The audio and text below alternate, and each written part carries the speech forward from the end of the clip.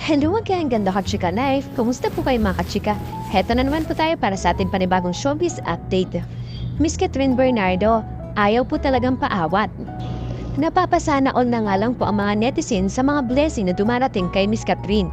Literal na sunod-sunod kasi ang kanyang mga proyekto. Gaya na lang nung Webes po, back-to-back ang mga endorsement kanap ko po ng dalawang magkaibang brand. Nauna nga po siya nag-shoot ng bagong advertising campaign for a fried chicken food chain, Resto. Pagkatapos diretso siya sa renewal contract signing na ini-endorse ang bangko. Ito yung bank na parehong ini-endorse nila noon ng ex-boyfriend niya pong si Mr. Daniel Padilla. Nakapag-renew na rin po si Miss Catherine ang kontrata nito. Nakapag-shot na at pictorial pa para sa isang snack brand na pareho pa rin nilang ini-endorso ni Mr. Daniel. Ito po yung brand na sumusuporta sa tree planting activity nga po ni Mr. Daniel Padilla noong birthday nito na Incognito Star. Ang bongga dahil pareho may ganap at magkasunod ang shoot ng dati magkasintahan para sa nasabing brand kahit na hindi na po sila magkasama. Siyempre pa, inaabangan din po ang first TV commercial project ni na Miss Catherine Bernardo at Nadine Lustre para sa isang hair product. Sabi nga po ng mga advertising industry, si Miss Catherine pa rin talaga ang paboriting celebrity endorser na advertiser at ang ad agencies. At syempre, payaman ang Asia superstar dahil siya pa rin talaga ang nangungunang product endorser sa bansa kahit marami rin ang nambabas sa kanya.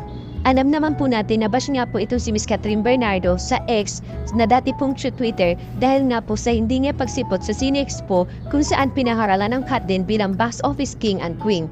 Pinalalabas kasi na ayaw na daw makasama ni Miss Catherine si Mr. Alden Richard kahit ang totoong dahilan ay wala siya sa event na yun ay dahil may nataamuhan na po itong trabaho bago dumating ang imbitasyon para sa ganap na gayon. Kahapon nga po, Saturday, balik na po sa pag-air sa issue ito si Miss Catherine Bernardo.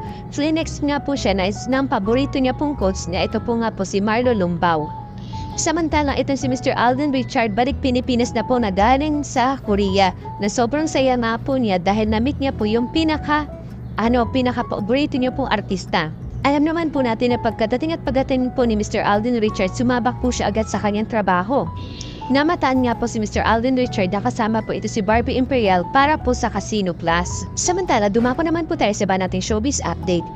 Mukha nga po interesado rin si Calix Andreas Ho, anak ni Mr. Dennis Trillo at kay Carlin Aguilar na pasukin ng pag-artista. Noon pa ay binabanggit na nga po ni Carlin na sobrang idol daw ni Calix ang ama. Lalo na nga po nung nag-booking nga pong Best Actor itong si Mr. Dennis sa Metro Manila Film Festival 2024.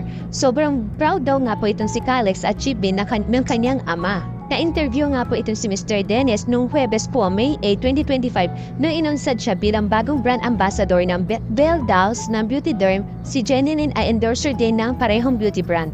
Ani nga po ni Mr. Dennis, suportado niya anumang tahaki ng kanyang mga anak. Ayokong pigilan yung mga hilig. Kung ano man ang gusto nila, lagi akong nakapsuporta syempre. Kung yun talaga yung gusto niya, so suportahan ko siya. Sagot nga po ni Mr. Dennis. Kasama ngayon nga po ni Dennis si Calix dahil nasa Amerika si Carlin para sa dadaluhan nitong event. May naka-schedule na si Calix na pictorial kasama si Dennis para sa isang endorsement. At ni-request pa nga raw po na aktor na gusto niya makasama ang anak sa karaawan nito sa Lunes nga po, May 12. Sabi pa nga po ni Mr. Dennis, maayos ang co-parenting nila ni Carlin. Meron nga pong Calix si Mr. Dennis bago sila nagpakasal ni Miss Jenilyn Mercado at meron ding anak ang kapuso actress kay Patrick Garcia na si Jazz. Noon pa man ay sinasabi na nga po ni Miss Carlin na okay daw sila ni Jenilyn na tumatayo ring ina ni Calix. Paliwanag ni Dennis, kami po kasi medyo ilang taon na rin kami magkakasama. Hindi ko naman ikinakailan na sa umpisa syempre merong mga challenges. Saad po ni Mr. Dennis, mahirap pagsamay na mga hindi magkakadugo, diba? Syempre.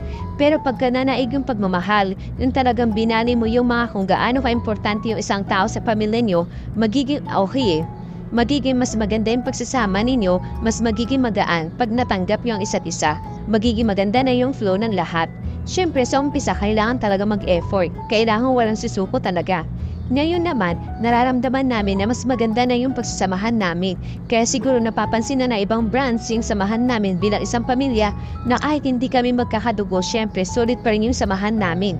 Iyon ang importante. Kumbaga hindi na susubukan sa dugo, sa puso, sa quality ng time na binibigay mo. Yun lahat mas nagmamatter. Ang isa pang ikinatuwa nga po ni Mr. Dennis ay talaga Talaga namang tumatayong kuya raw itong si Calix at Jazz sa bunso nilang kapatid na babae na si Daylan. Si Dylan ang nag-iisang anak ni na Dennis at Jenny Lynn, 3 years old na pala ito. Natutuwa ako sa kanilang dalawa sa mga lalaki namin dahil first time namin nagkaroon ng isang bunso, tapos babae pa. Kumbaga napaka-thankful ko na meron siyang mga kuya na laging nagbabantay sa kanya, taga-support at tagapagtanggol paglaki nito. Natutuwa ko na napaka-homebrew news na yung pagsasama nilang lahat at nararamdaman niyo po yung pagmamahal na nararamdaman nila sa isa't isa. Samdit po ito ni Mr. Dennis. Kung naalala niyo, taong 2021 ay balak sana ni Dennis at Jenny na magka-baby through surrogacy. Pumunta pa nga po sina Dennis sa Texas, USA para mag-store ng kanyang sperm cell doon. Pero biglang dumating naman itong si Daylan sa kanilang mag-asawa. Sabi nga po ni Mr. Dennis, hindi pa raw nila pinag-uusapang mag-asawa kung ano ang plano nila na ipa-store nila sa Texas. Okay naman daw na sundan nila si Daylan, pero wala pa raw sa kanilang plano sa ngayon. Halos araw-araw na magkasama sina Dennis at Jenny Lynn dahil nagtitaping sila ng Kapuso action series na Sanggat Dikit kung saan sila ang pita. Yung movie nilang Everything All About My Wife ay sa May 29 nakatakda na mag-streaming sa Netflix. Thank you for watching! Kung nagustuhan niyo po ang video ito, subscribe na sa Starlight Showbiz YouTube channel and please don't forget to hit the bell button for our latest updates.